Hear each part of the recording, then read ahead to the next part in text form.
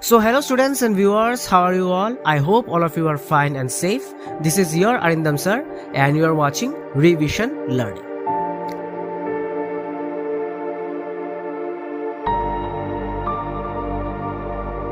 So students, today in this video lecture we are going to start a new chapter from your history, class 8 history. Today we are going to start the chapter number 3, Rural Life and Society. So what basically we are going to study in this chapter? In this chapter we will learn about the system of revenue collection by the British East India Company. In this chapter we will learn about how British East India Company got the rights of collecting the revenue from the Indian people and what was their system. Now during that time we know that agriculture was the primary source of income or primary source of cultivation during that time in the 18th century basically in India. So to collect the revenue, the British East India Company had to collect the revenue from the agricultural source from the farmers and peasants. So by doing that there were many problems and some solutions are also sorted out. Solutions like the permanent system, Mahalwari system, Rayatwari system, these systems were introduced. We will discuss these things in details. In another portion of the chapter, we will see that indigo crop. The cultivation of indigo was selected and it was forced to all the Indian peasants to cultivate the indigo. It was forced by the British East India Company so that they can export this indigo to the Europe. As the demand of indigo was very much high in Europe.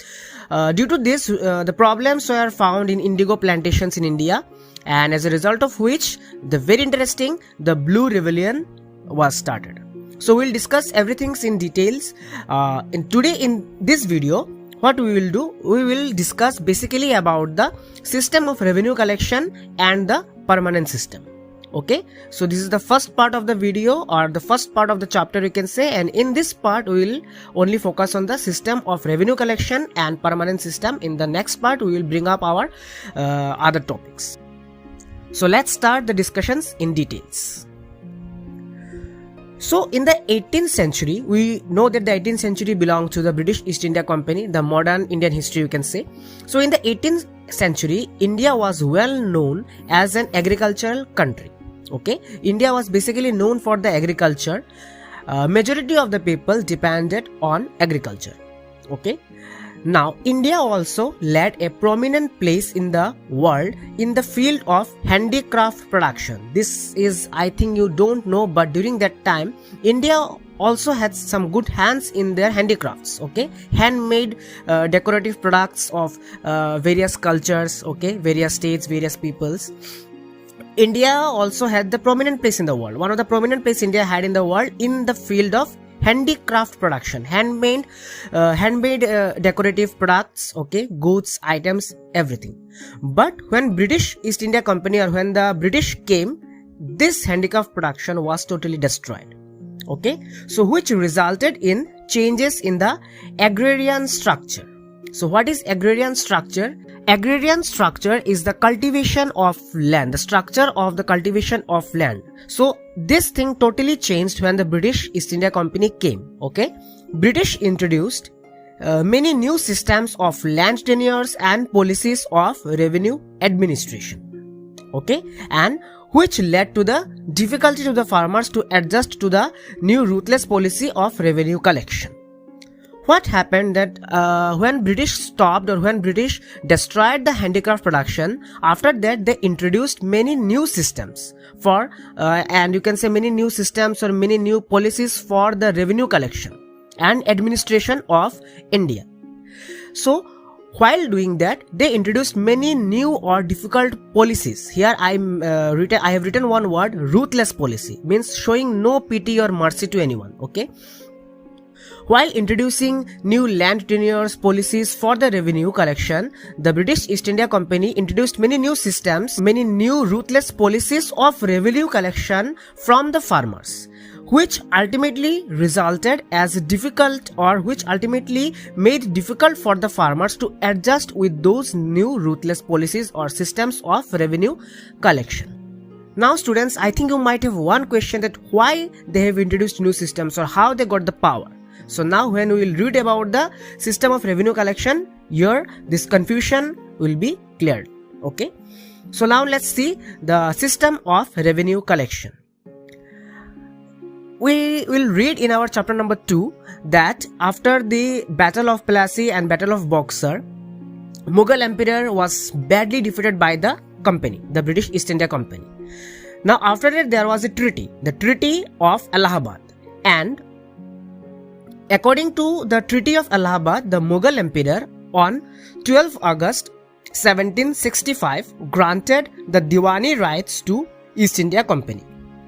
Now what is Diwani rights? Diwani rights means right to collect tax or revenue from someone. These type of rights, that is the rights to collect tax or revenue, was given to the British according to the Treaty of Allahabad by the Mughal Emperor. Okay, Mughal was there, but to collect the revenue from the people of India, from the Indians basically, these rights was given to the British by the Mughal, as they were defeated in the two wars or in two battles. Okay, now after that the East India Company was the Diwani, or the East India Company became the Diwani of Bengal, Bihar and Orissa basically. Okay, and company became chief financial administrator. Okay, as financial administrator, why I said, because all the financial related duties were handed over to the British by the Mughal. Okay, collection of tax or collection of revenue means the collection of money. British East India Company, when they came to India, they came as a trader. Okay, for trading something, they came as a trader. They basically only thought of profit, nothing else. They only just thought of their profit and all. Now as they brought their armies and all, and as they defeated the present ruler of India, that was during that time the Mughal Emperor, then the Mughal Emperor signed one treaty. That treaty was the Treaty of Allahabad, and during that treaty the Diwani rights, that is the rights to collect the tax and revenue, was given to the British East India Company. So ultimately what happened, the British East India Company became the chief financial administrator. All the financial things, that is the collection of tax, collection of revenue, how much tax or how much revenue should collect from which place or from where, everything came under the company. Okay, all the responsibilities of administering the land or organize its revenues, resources, everything came under the company. Now, as they were the traders, basically British East India Company focused more on profit and less on proper administration.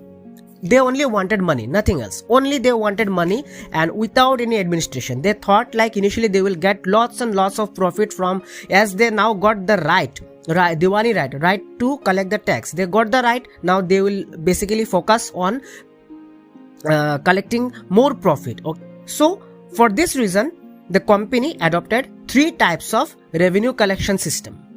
But why? Why 3 types, or why they adopted this type of revenue collection system? The reasons are that company wanted a large revenue income, being the Diwan. As they got the Diwani rights, they were the Diwan, so the company wanted a large revenue income from the Indians. Okay, they were almost settled in India by that time, and within the 5 years, as I said, in 1765 the Diwani rights were given to the British East India Company. So within 5 years the export was doubled. Okay, export means all the cloths, goods, or whatever the things which have been exported or which have been traded from India to Europe, it was doubled. Okay, between these 5 years. Now, being traders, when company used to export, they used to export the cloths, foods, spices to Europe. From India, they used to collect the foods, or you can say the many type of cloths, spices, because these items or these commodities demands were very high in Europe during that time. So the British East India Company, when they were traders, they used to collect these things from India, and in return of that they used to give India silver, gold, coins and so many things. Okay, but now what happened? The export was doubled, okay, but the money or the gold or silver came less. You can say it never came. Revenue collected in Bengal, basically the revenue the collection of revenue started in Bengal. So the revenue collected in Bengal would finance the purchase of goods for exports. Okay, and ultimately crisis and problems were there in Bengal economy. So what I mean to say here that the British East India Company got the Diwani rights. Now they were collecting that, they had the rights of collecting the revenue and collecting the tax from the farmers, from the peasants. Now in this sense, they used to collect the revenue, they used to collect the money from the farmers.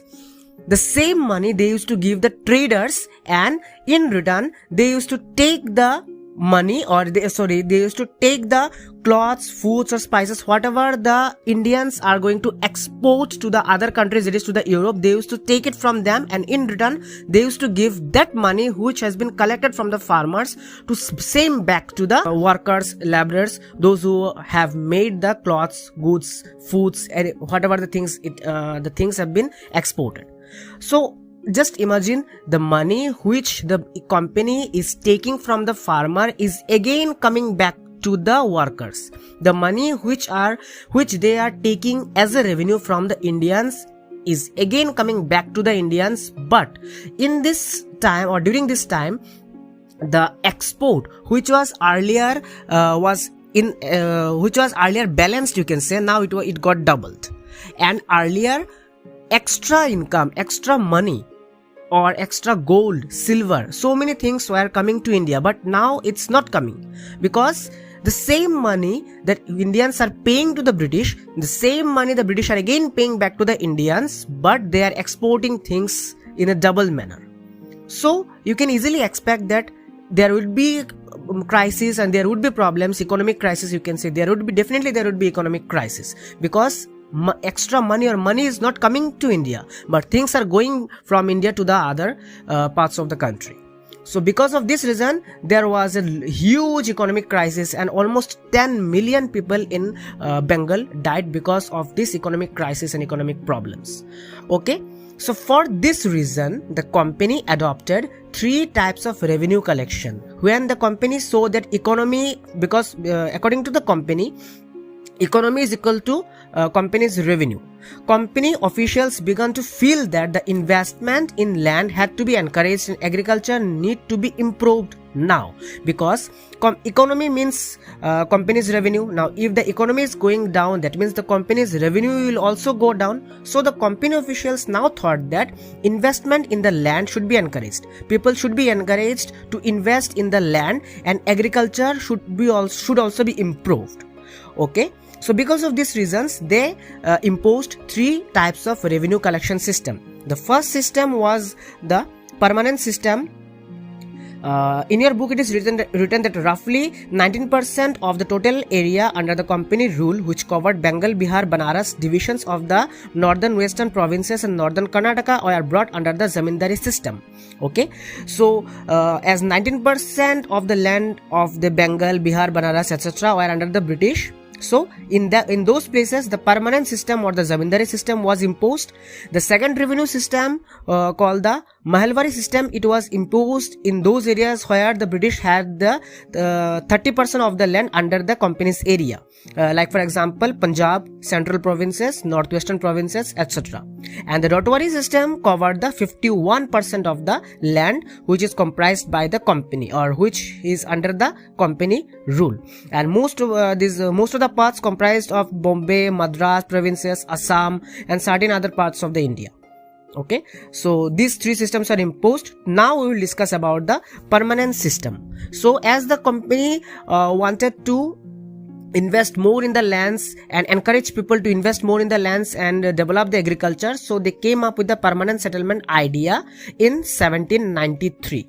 Okay, and who introduced this permanent settlement? It was introduced by Lord Cornwallis. Okay, now what is this permanent settlement? Permanent settlement means it's an agreement. Now what type of agreement? It's an agreement between company and zamindars. Okay, zamindars here, it's an agreement basically between the British and the Indians. Zamindars mean they are the basically native people, Indian people. So it's an agreement between the company and the zamindars. Zamindars were asked to collect the rent from the farmers and peasants and pay revenue to the company. Now it was said to the zamindars by the company that they had to collect the rent of the land or the revenue.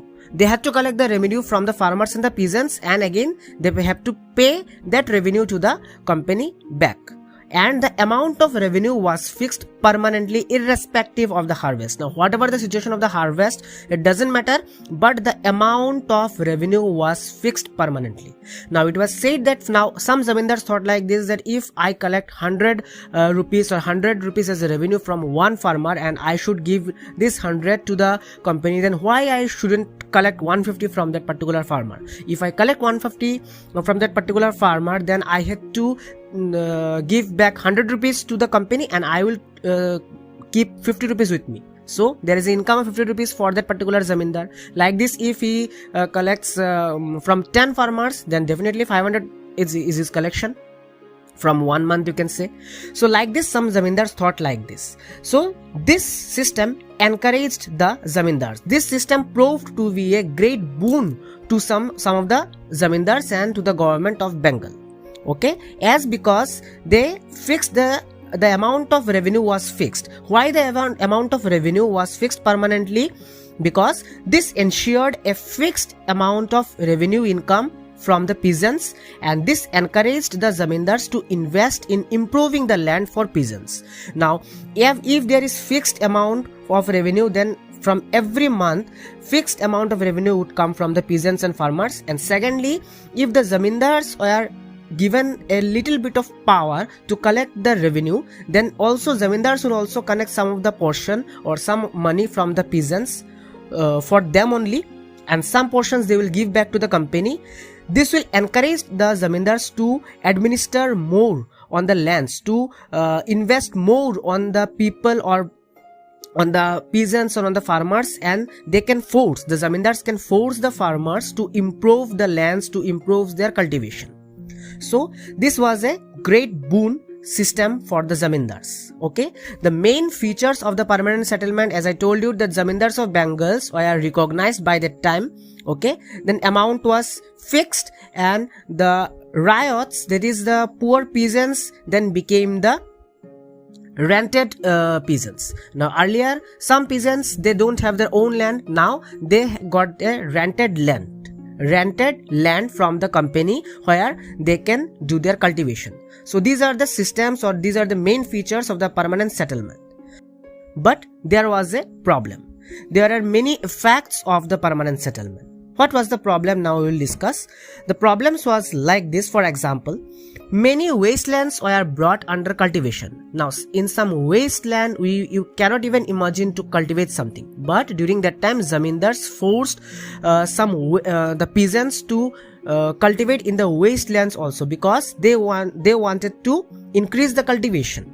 If there is more cultivation, then more amount of tax or revenue, you can say, they can collect from the peasants. So taking this into consideration, the zamindars forced some peasants or farmers to cultivate in some wastelands. Then lands were taken away if the peasants failed to pay the revenue. The lands of that particular peasants were taken away if the peasants failed to pay the revenue at the end of the month.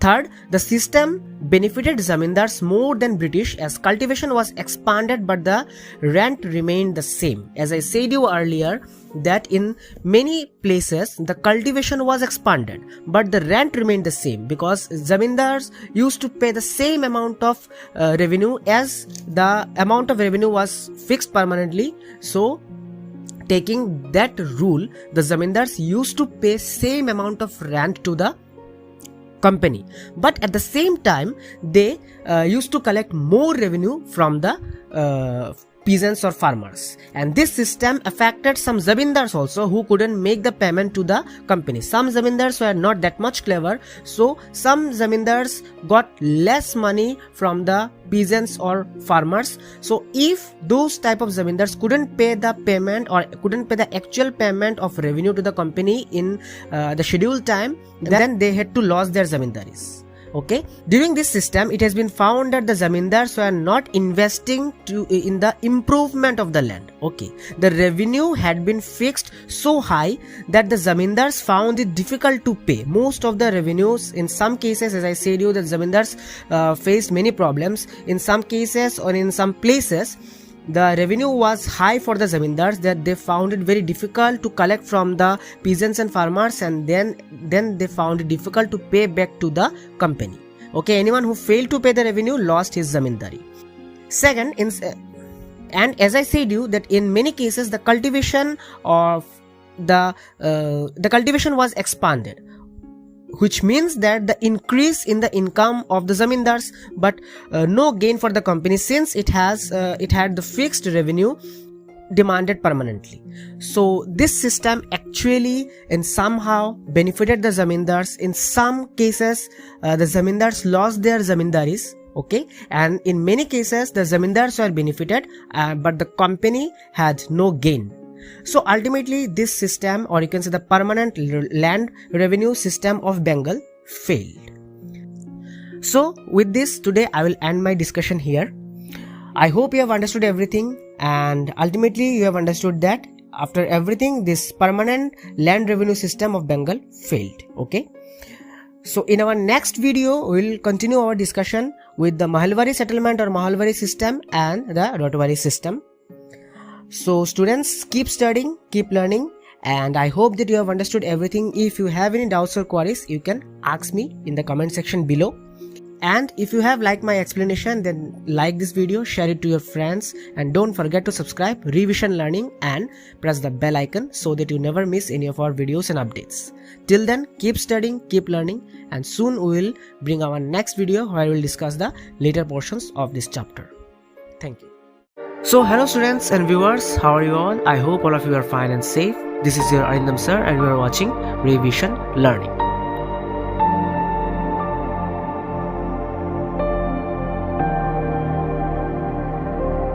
So students, in our last video we have discussed about the system of revenue collection by the British East India Company during the 18th century. Okay, under this we have discussed about the solutions to the problems that they found while collecting the revenue. The solution were the three systems or three settlements that the British imposed: permanent settlement, Mahalwari and Rayodwari settlement. Now under this we have only discussed about the permanent settlement or permanent land revenue system of Bengal. At the end of our video we have discussed why this system failed, or what were the main drawbacks, you can say, of this particular system, as the zamindars brought many wastelands for the cultivation. Then the zamindars were mainly benefited more than the company. Lands were taken away from the peasants. As the revenue in this permanent settlement was fixed, in some places zamindars couldn't make the payment to the company in the scheduled time. Zamindars lost their zamindari, and the cultivators found the system extremely oppressive. So today in this video we will discuss about the Mahalwari settlement, then we will discuss about the Rotwari settlement, and we will go to the cultivation of indigo in India. So these three topics we will discuss today. So without wasting any time, let's directly go to the Mahalwari settlement. Now, as this permanent settlement system was totally failed, or it failed completely, so a new system was developed by the British. The system's name was Mahalwari settlement. So this Mahalwari settlement, it got developed, or it was introduced in the year 1833. Okay, Mahalwari settlement or Mahalwari system was introduced in 1833 in the northwestern provinces of India, in the northwestern side, then in Punjab and also in the central provinces. Now, what was the main thing under this system? Now, under this system, the basic unit of revenue settlement was the village or mahal. Why the name was called Mahalwari? It's not Mahal means it's not a kingdom, or it's not a mahal of any king. Here Mahal means village. Okay, so under this system the basic unit of revenue, the revenue was only connected from the village. Now earlier we have seen that the revenue was collected by the zamindars from the farmers and peasants. Here the revenue was not collected from the farmers or peasants, it was directly collected from village. Okay, and the British thought that the village is a great source of collecting revenue. Here, if they can find out the total number of land in a particular village, or how much land a particular village have, then from that area they can easily point out which peasants or which farmers have how many lands. Now based on that system, they can easily find out, or they can easily set a new revenue system, a new revenue rules or policies, and under those policies that village have to abide, that village have to follow the new policies, and that entire village now have to pay the revenue. This system was called the Mahalwari system. Okay, now here the fourth point that I have written is, actually the third point I have written, the estimated revenue of each plot within a village was added up to calculate the revenue that each village, that is Mahal, will pay. Estimated revenue, one estimated revenue from each plot within a village, from each plot was calculated. An estimated revenue the British could make. How the estimated revenue was made, or as I told you, because if the entire government knows that how much land they have in that particular area, then from every plot of that particular land they can easily find out the revenue, the estimated revenue. So like this, the estimated revenue from each plot within a village was added to calculate the revenue that each village will pay. Ultimately, the total amount of the revenue was calculated, and this was said to the Mahal or to the village that that particular village will pay this much amount of revenue. Okay, the main system, or the main thing of this particular system was that there was a direct dealings in between the village community and the government. No third party, no one, no other person, no farmers, no peasants. There was a direct dealing of the revenue was there in between the village community and the government. Now the village community, the village headman, in the village community, the village headman had the responsibility of paying the revenue to the company. In every village and in every village community there was a headman, and that it was the responsibility of the village headman to pay, to collect the revenue from the people, from his village people, and ultimately that village headman had to pay the revenue to the company. Now there might be a question in your mind that how revenue was collected or how revenue was fixed, because earlier in the permanent settlement we have seen that the amount of revenue was fixed permanently here, but ultimately the government got a huge loss, suffered a huge loss. So now in this case they have not fixed anything, but how the revenue was fixed or how the revenue was collected we will see now.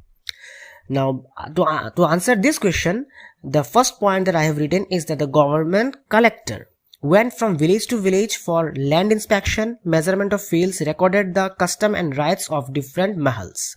So here government fixed one collector, and that particular collector went from village to village for land inspection, how much land that particular village had, measurement of the fields of every farmers, every man, every peasants, or every people, those who have their lands, those who have the fields, it was the measurement of those fields was done.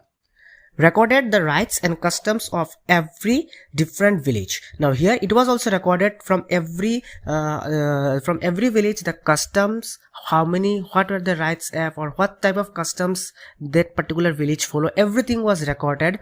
Land inspection was done.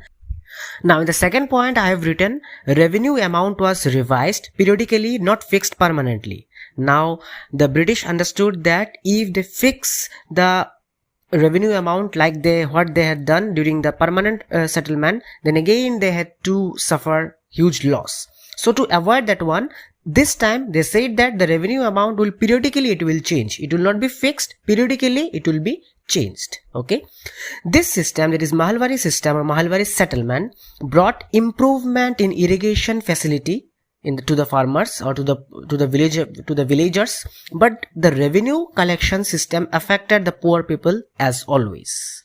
Okay, so this was all about the Mahalwari settlement or Mahalwari system.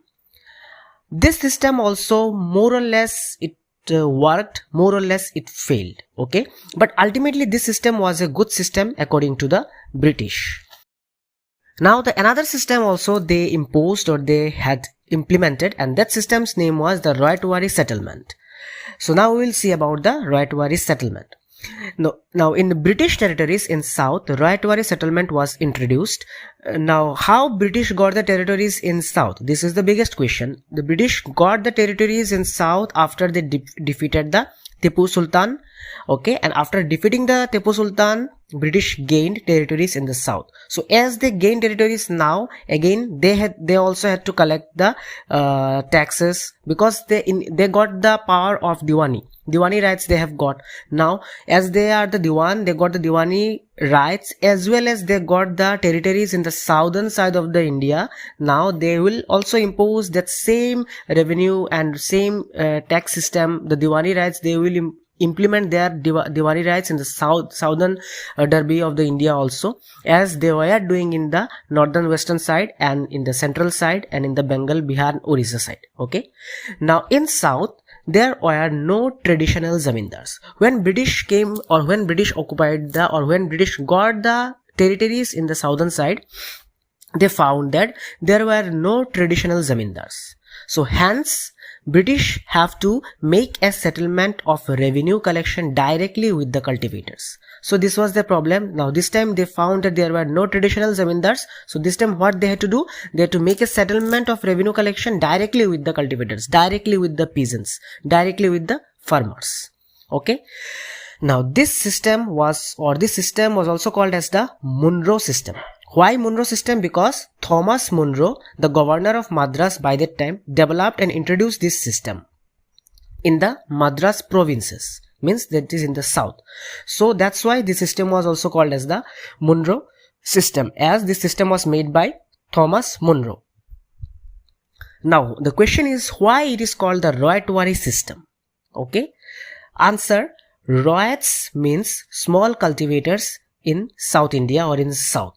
Okay, so as this system directly dealt with the cultivators, directly there was a dealing with the peasants, with the farmers, no zamindars, no village, no mahal. Okay, direct dealing from the in between the government and the cultivators. That's why this system was called as the Royatwari. Royats, as I said, Royats means small cultivators in the south.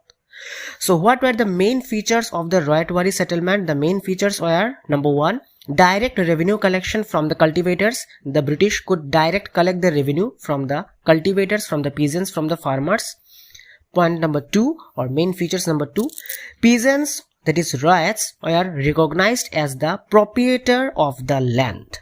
So by this system, peasants were recognized as the proprietor of the land. Means a person who has the legal right to something. Okay, so legal right, the peasants also had their legal rights, because if they had their own land, after then only they can give their taxes to the government. Because if they don't have their own land, because it's in the south, it's not like Bengal and all where they got the rented land, like I said in the permanent settlement. This time there was no rented system. They had their own land. They used to cultivate in their own land. They got some income. Finally, from that income, they had to pay the revenue to the government. So as there was a dealings, or there was a direct dealing in between the government and the peasants, the company and the peasants, so that's why the peasants got recognized as the proprietor of the land, that is the person or the people who has the legal right to claim something. Okay, the third main feature was that the peasants were responsible for direct payment of land revenue to the government, to the company. Okay, now this system also failed very soon.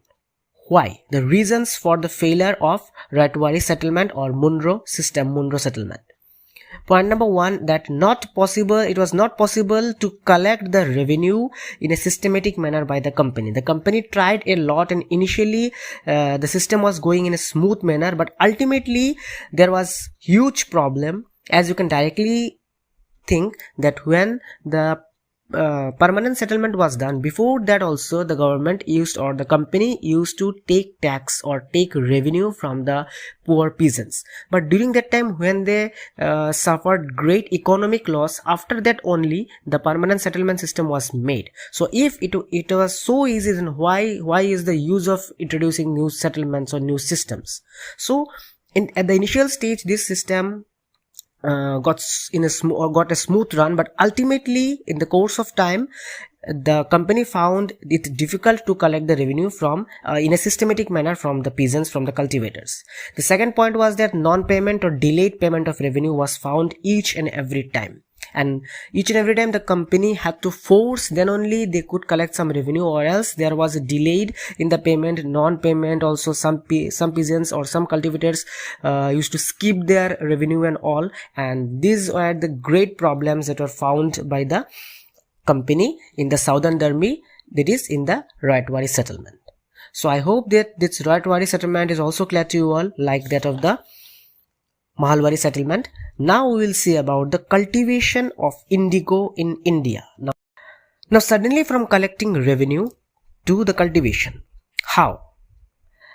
So the British, after collecting revenue, the Britishers now focused on the crops. Why? The main reason I said earlier in my last video, that the British were basically the traders and they always wanted to do profit.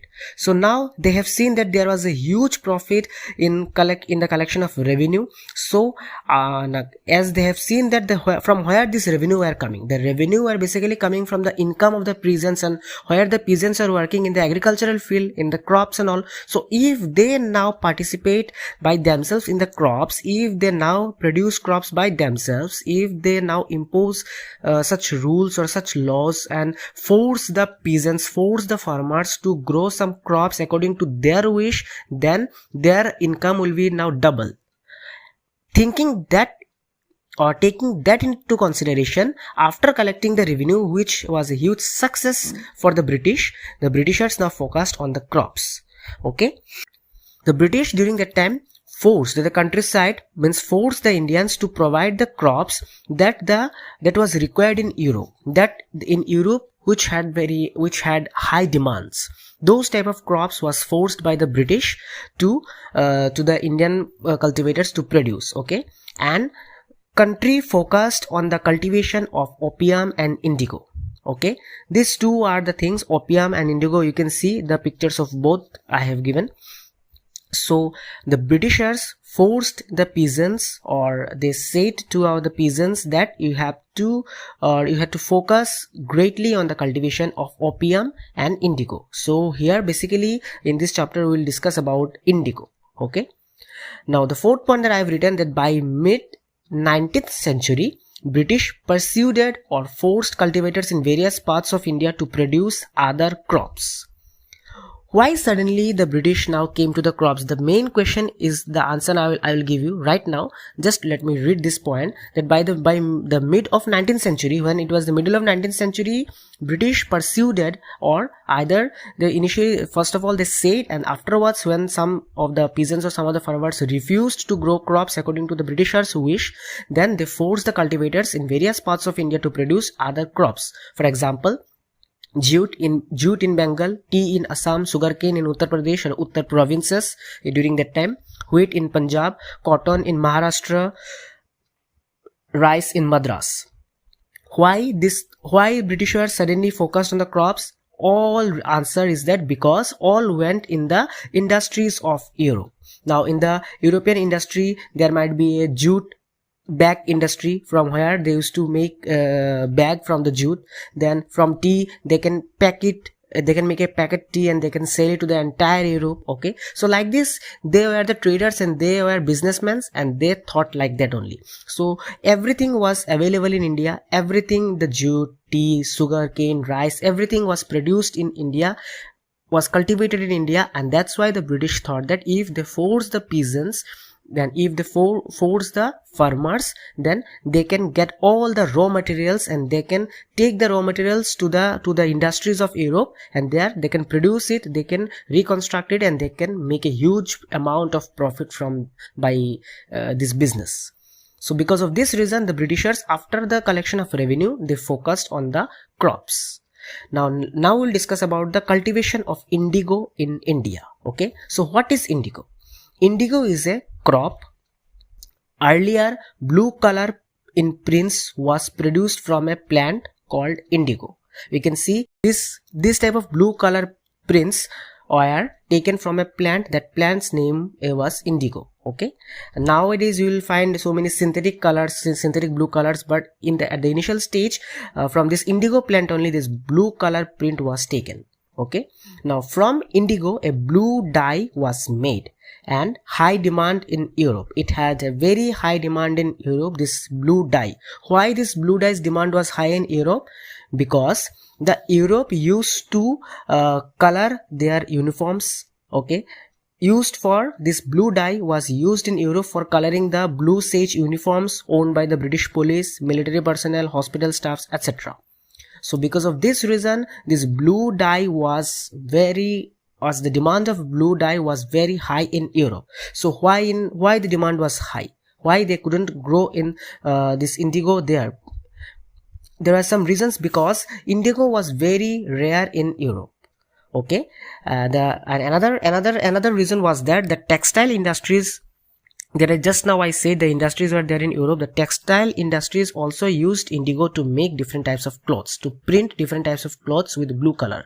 Also this blue color was introduced, or this blue color was used to make the uniforms of the British police and all. So because of these reasons, there was a huge demand of indigo. There is a huge demand of blue color dye. And as I said you that the indigo was very rare in Europe, and that's why the Britishers forced the Indian peasants, Indian farmers, to grow indigo in India, and gradually India became our biggest supplier of indigo in Europe. The entire indigo or entire blue dye made from indigo was supplied from India to Europe. The entire Europe, India just a country, and Europe the entire continent. I'm not talking about Britain or British or USA. I'm talking about the entire Europe. So only the India was a country. One country could supply the entire blue dye to the entire Europe. India gradually became the biggest supplier of indigo in the entire Europe. So in this video we'll discuss up to this only. In our next video we'll discuss about the problems that were faced by the Indian cultivators while the plantation of indigo in India. What are the problems faced by the Indian peasants or Indian cultivators while plantation of the indigo in India? And we'll also discuss about the Blue Rebellion and its aftermath. Okay, Blue Rebellion means the indigo rebellion. There was a revolt based on this indigo. We'll discuss this everything in details in our next video. So if you have any doubts or queries about our today's session, feel free to ask me in the comment section below. And till then, if you have liked my explanation, like this video, share it to your friends, and don't forget to subscribe Revision Learning and press the bell icon so that you never miss any of our videos and updates. Till then, take care, stay safe. Thank you. So hello students and viewers, how are you all? I hope all of you are fine and safe. This is your Arindam sir and you are watching Revision Learning.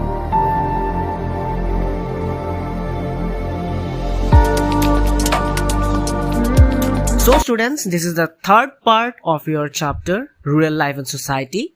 Okay, I hope that you have understood the first and the second portion of the chapter. In the first portion we have discussed about the permanent settlement, and in the second portion, and it is in our last video, we have discussed about the Mahalwari settlement, the Radwari settlement, and the cultivation of indigo in India. Okay, now today in this video we will basically focus on these topics.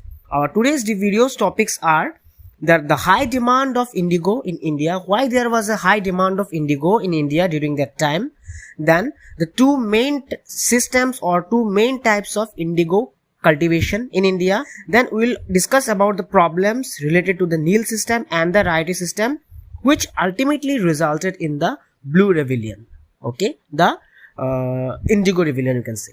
So we'll discuss everything in details in today's video lecture. Okay students, but students, there is a request for you all that before starting our today's session, please hit the like button and please subscribe to Revision Learning and press the bell icon. Your subscribe and your like always encourages us to make such videos, and especially it encourages me to make such more videos for you all. Okay, so I hope you will like my video, you will share it, and you will subscribe the channel Revision Learning. Okay, now let's start our today's topic. High demand of indigo in India. Now, as I told you in my last video that the cultivation of indigo in India was started by the Britishers.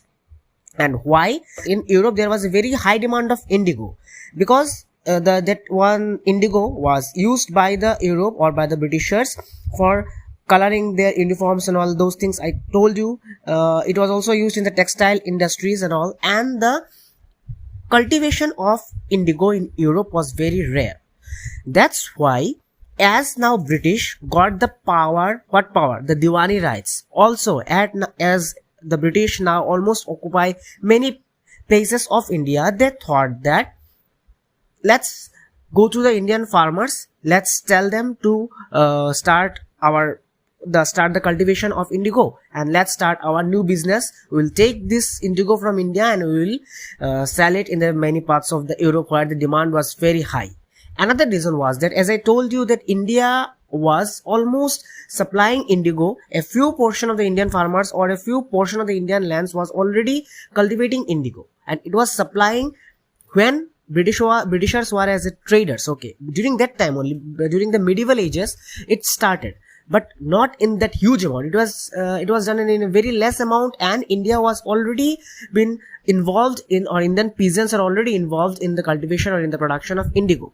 So taking everything in their mind, the Britishers ultimately thought that they will force the Indian peasants, but they need some particular system, or you can say they need someone who should come to India and who should look after everything.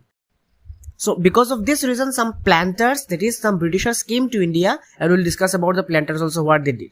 Now let's start everything. The high demand of indigo in India. The demand for indigo increased in Europe, okay, and Britain after the Industrial Revolution. Exactly after the Industrial Revolution, the demand increased in Europe. What is this Industrial Revolution? Industrial Revolution was the process of change from an agrarian and handicraft economy to one which is dominated by the industry and machine manufacturing. And this process began in Britain in the 18th century, and from there it spread to the other parts of the world. So basically, Industrial Revolution means the end of the agricultural parts and to focus more on the machine and machinery manufacturing and all these things. Okay, so this was the Industrial Revolution that was done in Europe, and after this the demand increased a lot. Next is that Britain imported initially indigo from the Caribbean islands and North America. Because of this high demand, they imported from the Caribbean islands and in the North America, because Britain there had their own territories, okay, and in those places also indigo was cultivated. But ultimately they turned to India and enforced indigo cultivation in Bengal. So ultimately what they saw that the Indians can cultivate, and Indians were already cultivating indigo, and they got a much more area, or the India is now almost in their hands. So they thought that let's come to India, let's force them to start the cultivation. Okay. Now you can see, just with this stat you can easily understand that before that is in 1788, only 30% indigo was imported to Britain from India. Only 30%. After 1810 it went up to 95%. Okay, so just see, from 30% to 95% within this short span of time. Now many company officials invested in indigo business. So this was, I was telling about that many company officials and many British officials, they came as a planters. Okay, they came to India as a planters, and they thought that now from now onwards they would look after everything, because it was their business mind, and they thought that indigo is a very big business and it will be a very highly gained business for the Britishers. Okay, so as they were, you know that they were traders basically, so always profit in their mind, I told you. So now for this reason, the planters, like planters means many British officials, they came as a planters, and they thought that they would look after this indigo cultivation and all in India from now onwards. Okay, so because of this reason, what they did, there were two main systems of indigo cultivation. Two systems were the Neel system and the Rayoti system. Neel means Niji system. Okay, in Hindi if I say you, then Khud ka system. Niji system, that's called Neat system. Okay, so in Neat system, the planter, that is the Britisher. So now from now onwards we'll say the planter. Okay, if I say the planter, then you have to understand. So the planter produced indigo in the lands that he directly controlled. Okay, so planters, then how he got the land, because you can think that his father has not kept the land for him. So how he got the land? In the niche system, the planter used to get some land, and there he controlled that land, and he used to cultivate, or he used to start the production of indigo on that particular land. But how he got the land? He got the land either he purchased the land from the local zamindars or local village headmen or local peasants, or he rented the land. Okay, he used to pay rent. Either he used to purchase the land or he used to pay the rent, okay, to the owner of that particular land. Another thing was that the cultivation was so directly employing hired amounts, so laborers. So how was the cultivation was done? He got a land, he purchased a land, or he rented a land, then he used to collect some peasants, farmers. Okay, after that the cultivation was done directly employing hired laborers. The laborers that they had, the laborers of that area, he used to hire them. He used to hire them on a salary basis and all, and then he used to start the cultivation. Who? The planter. Okay. So this was the niche system. Okay. But there was many problems in the niche system. What were the problems? Let's discuss now. The problems were that first, lack of fertile land. Now suddenly a person from England, that is a planter, came to India. He was searching for a land, and the basic thing to grow indigo, or for the cultivation of indigo, which was the basic thing which is needed, is the best or fertile land, you can say. Without fertile land, indigo won't grow. So the planter, he came to India. He was searching for a good land, but it was not every time available. What were the reasons that every time fertile land was not available? Because sometimes already densely populated areas were already captured that fertile land. You can understand that during that time in Bengal the population was great, almost 30 million population was there. Okay, so in Bengal most of the parts there, or most of the populated area was populated, densely populated, I would say. So because of this reason, many of the people, many of the zamindars or all would already have captured the fertile land, okay, under them. So if suddenly a person coming from another country is coming to that place and demanding a land, he want to purchase or he want to rent it also, sometimes they used to refuse to give them the land.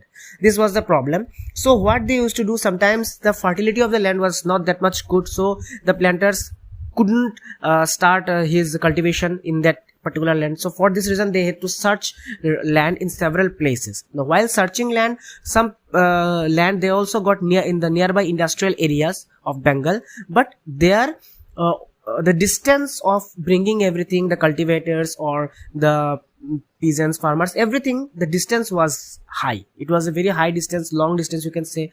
During that time the vehicles were easily not available. This was the reason, and because of this reason there were conflicts and tension in acquisition of land. While in the land acquisition process there were always conflicts and tension. Another problem was that difficulty in mobilizing the labor, as peasants usually used to remain busy with their own rice cultivation. Okay, so requirement of the labor was very high during that time. Requirement of the labor because the time for indigo cultivation coincided with that of rice cultivation. That caused a great hindrance. Okay, there was very difficulty in bringing the laborers, because without laborers a planter cannot start the cultivation. He need laborers, he need peasants. Now while he wants to bring the peasants, during that time it coincided with their rice cultivation. So the peasants used to say that no, we are not going to come to your field for your harvesting or for cultivating the indigo, because we have our own fields. We are going to work in our own fields, as this was a salary basis. So they used to say that no, we don't need your salary, we don't want to work for you, because we had to work for us. Why? Because indigo they will not eat, they will eat the rice ultimately. So indigo is only, I say to the indigo is a dye which is used as a color print in the textile industries and all, for cloths and all different things. But the indigo you cannot eat, but rice or any other food crops you need to eat. Because of that reason they said that they would work in their own rice cultivation, they would not go there. Another problem was that, because of cultivation or for the planting of, or for plantation purpose, you need bullocks and plows. There was shortage of bullocks and plows. Why? Because investment on purchase and maintenance was a big problem. For whom? For the planters. And second, supplies from the peasants was also a problem, as their plows and bullocks were busy on their rice fields. So these are the two problems that they found during the Neat system. Three problems I would say they found in the Neat system. There was a shortage of bullocks because during that time they were working on their own rice fields, own rice cultivation, so definitely they would need that bullocks and plows. And if they used to say that planters used to say that give us some more bullocks and more plows, then it also need investment, and maintenance of bullocks, cows, it cost high. So these are the main problems. Okay, so thus the planters were reluctant to expand the area under niche cultivation. Okay, so because of this reason an alternate mode of cultivation was found out. That alternate mode of cultivation was ryote system or the ryote cultivation. In the ryote system, the planters forced the ryots to sign a contract or agreement, which is in Hindi it's called satta. Okay, the planters forced the ryots to sign a contract and agreement for the cultivation of the indigo. Okay, and the advance cash was given by the planters at low interest rates to grow indigo. Now see, here what planters used to do after coming to a particular area or a indigo district, you can say, what he used to do, he used to riot is, remember I said the exact meaning that riot means village. Okay,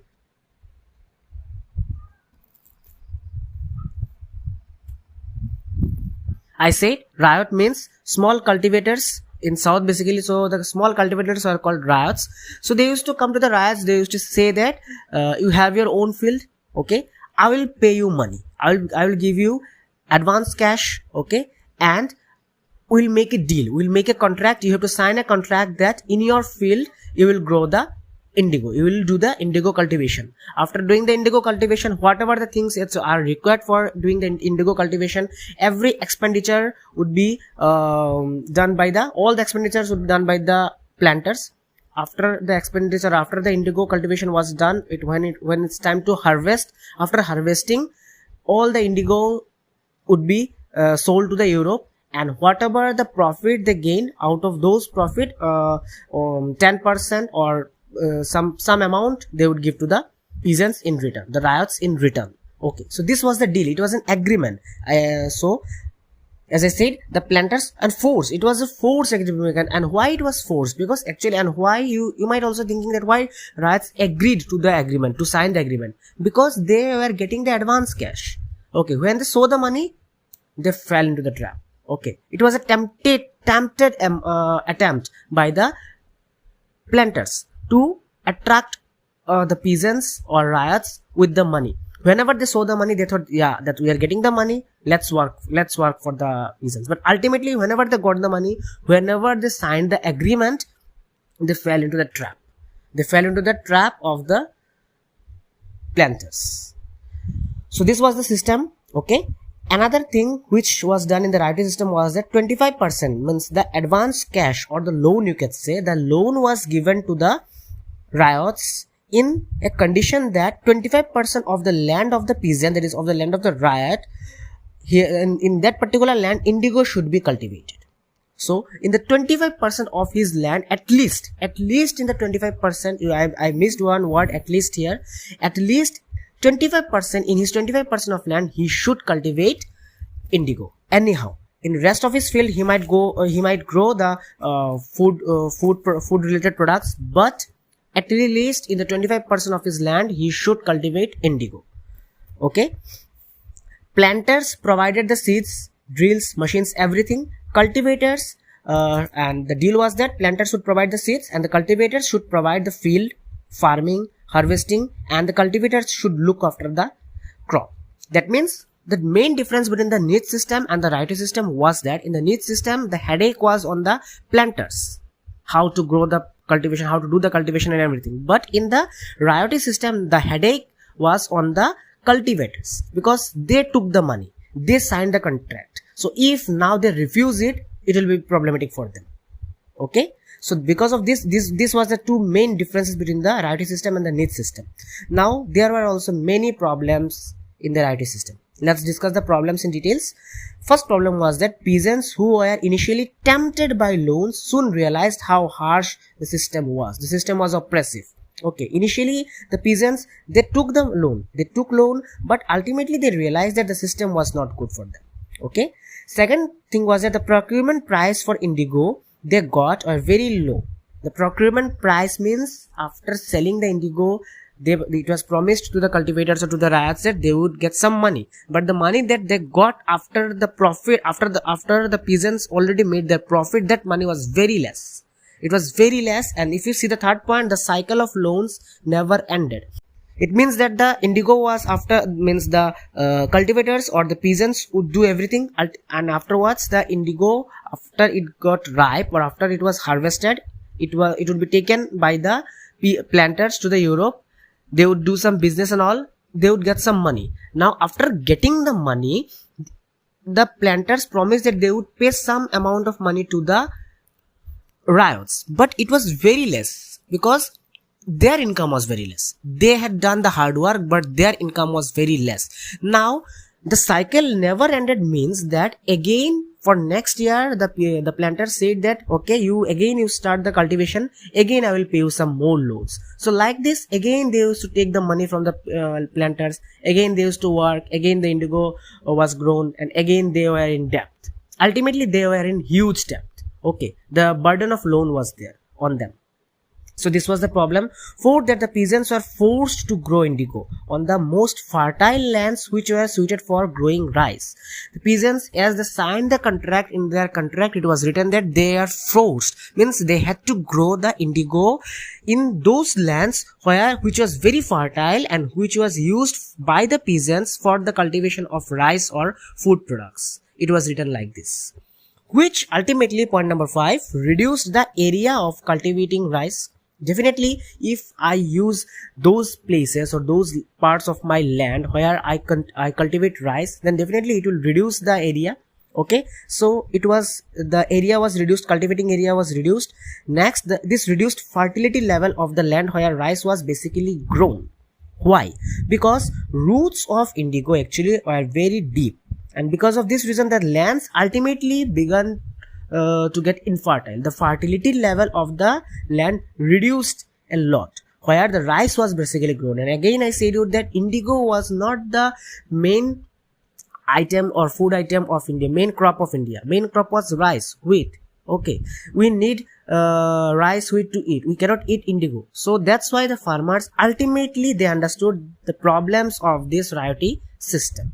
Okay, so everything, all these problems ultimately resulted in Blue Rebellion, the Indigo Rebellion, you can say. What is this Indigo Rebellion? Let's now read it out. So in March 1859, after being suppressed a lot, exploited a lot by the planters, ultimately thousands of ryoties in Bengal refused to grow indigo. In March 1859, thousands of ryoties, they came together and they said that we are not going to grow indigo. They refused to grow indigo. Second, ryots refused to pay rents to the planters. Whatever the rents or whatever the debt they have, the loans, interest, whatever the things they have, they refuse that we are not going to pay any type of rent, any type of money to the planters. They attacked indigo factories armed with swords, spears, bows and arrows. And they attacked the ryoties, that is the people, the village people, they attacked the cultivators, they attacked the indigo factories with their armories like bows, arrows that they had. Those who worked for planters were socially boycotted. So there are some riots who said that, or there are some riots who already signed the contract and had taken lots of money. So they said, no, as you have taken money, as you have signed the contract, now we will work for the planters. So those who worked for the planters after the revolution or after the rebellion started, they were socially boycotted by the cultivators because they were local. So they said that you people are not allowed to stay in our society, in our locality. So that's why they were socially boycotted. Okay. Then Gomathas means, you can say, the servant or agent of planters. Okay, so Gomathas, servant or agent of planters, means they used to collect rent and all everything from the ryoties, from the peasants. So Gomathas who came to collect rent were beaten up. Those who came to collect rent were beaten up by the rioties, the peasants. Then the zamindars were unhappy with the increasing power of the planters. Zamindars were very unhappy because zamindars had their zamindari, had a portion of land, but in the niche system or niche cultivation system, or maybe it means it was in the niche cultivation system, the riots.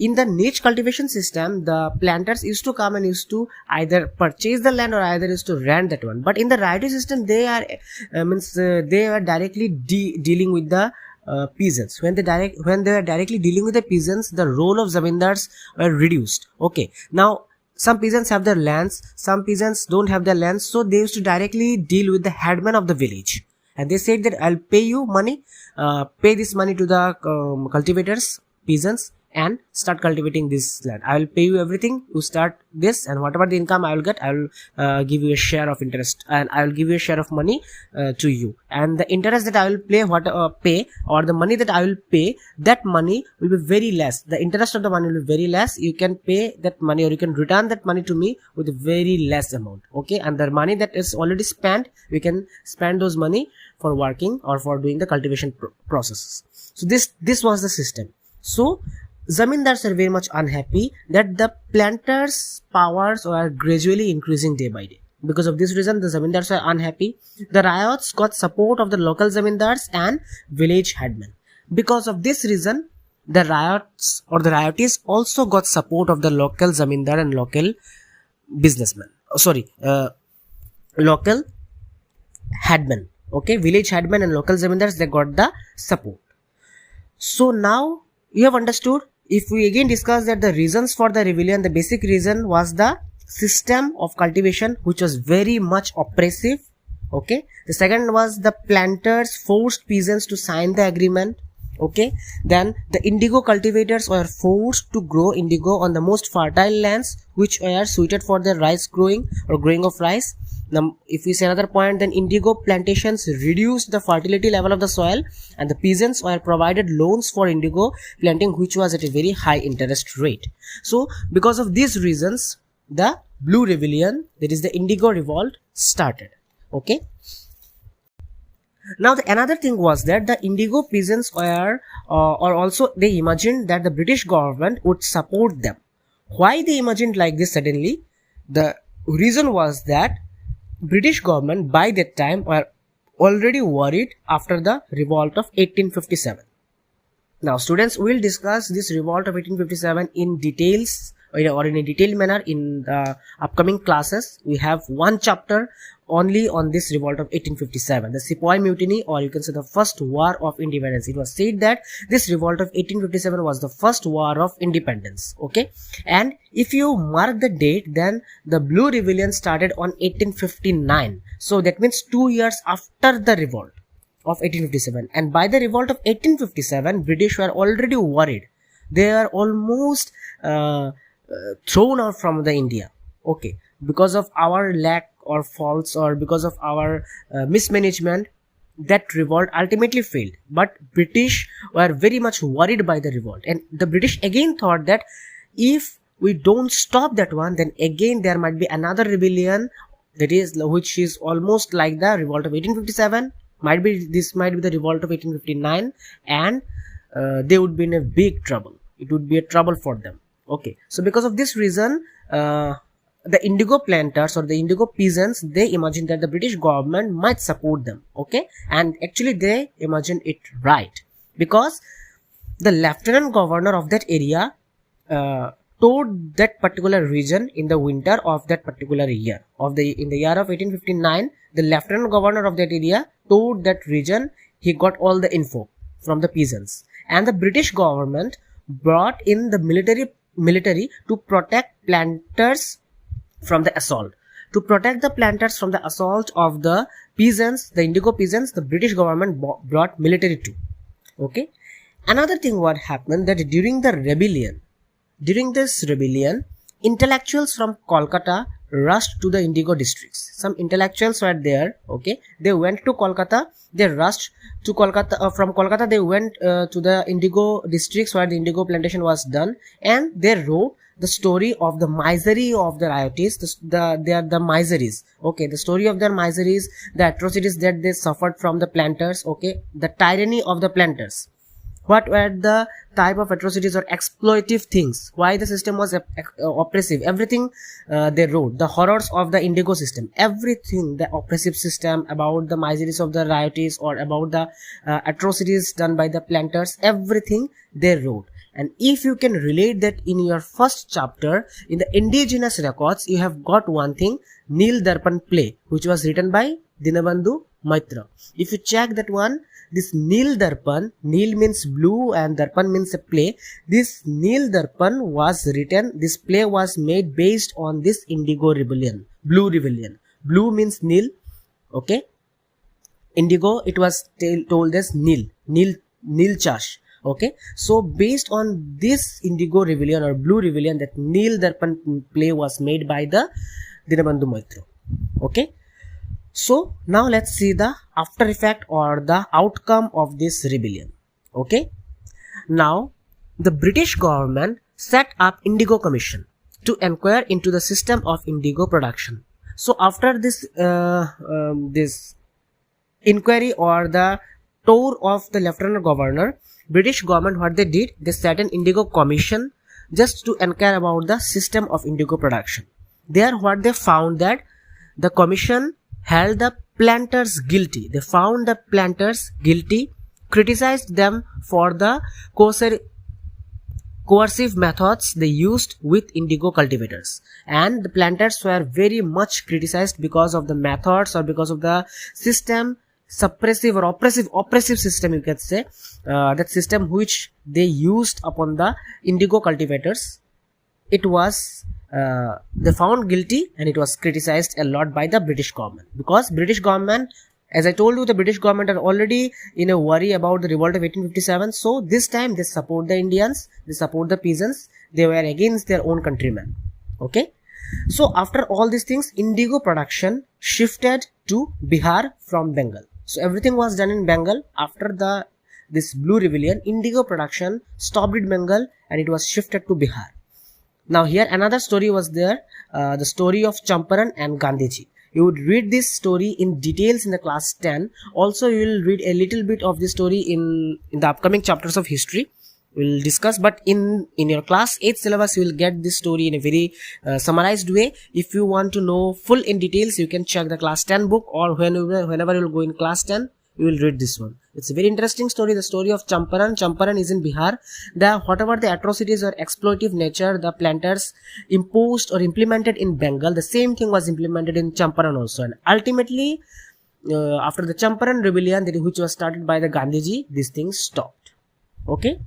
So students, with this you can dance, you can laugh now, because the chapter is complete. We have completed this chapter. I hope you have understood everything in details. If you have any doubts or queries, you know what you have to do. You have to comment me in the comment section below. You can ask me the questions. I would reply you all. And read the book properly, read the chapter properly, go through the videos one and again, and try to understand the chapter. I hope that you have understood it. Another thing, students, if you want to get the video, because I have made this chapter a 3-part video, I have made 3 parts of this chapter. If you want to get all the things in a single part, I will upload this also, a complete chapter explanation, tomorrow. So you can get that video also, you can check that video also. Here in that video, it will be a long video obviously, but in that video you can get the complete explanation of this chapter. Okay students, so with this I am winding up today's session. I hope you have enjoyed, I hope you have loved this chapter, I hope you have understood the entire story. So keep studying, stay safe, stay alert, and as I said you earlier, don't forget to subscribe Revision Learning and press the bell icon. Okay, if you subscribe us, if you like us, if you share our videos, we will be very much obliged, we will be very much happy, we will encourage, you people will encourage us. Okay, so students, stay safe, take care, and we'll meet in our new video. Till then, goodbye.